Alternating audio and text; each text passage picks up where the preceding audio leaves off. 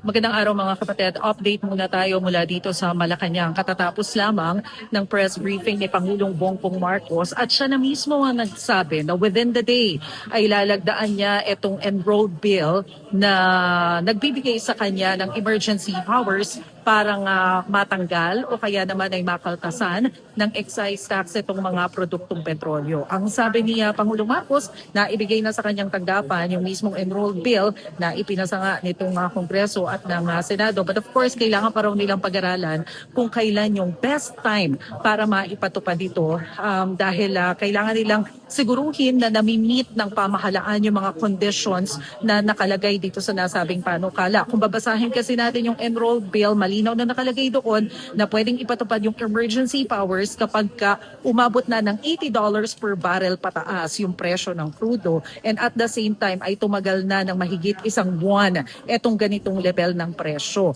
At bukod nga dyan, binigyang diin ni Pangulong Marcos na malaki ang maitutulong nitong idineklara nila na national emergency or energy emergency sa ating bansa dahil una sa lahat mas mapapabilis daw ang proseso ng pagbili nila ng petrolyo dahil dito sa deklarasyon ng emergency and nakalagay din naman mismo doon sa Executive Order 110 na dahil nga dito sa deklarasyong ito ay pwedeng magkaroon ng control ang pamahalaan doon nga sa presyo at supply ng kuryente. Pero isa pang punto ni Pangulong Marcos sa press briefing niya kanina ay tiwala daw siya na after 45 days ng inventaryo natin ngayon sa petrolyo ay magkakaroon pa rin ng continuous na flowing ng supply ng langis sa ating bansa. Patuloy pa rin daw nilang kinakausap yung iba pang mga bansa na posible nating maging source ng petrolyo to ensure na meron tayong enough supply. At yan muna ang pinakahuling balita mula dito sa Malacanang. Ako po si Maricel Halili.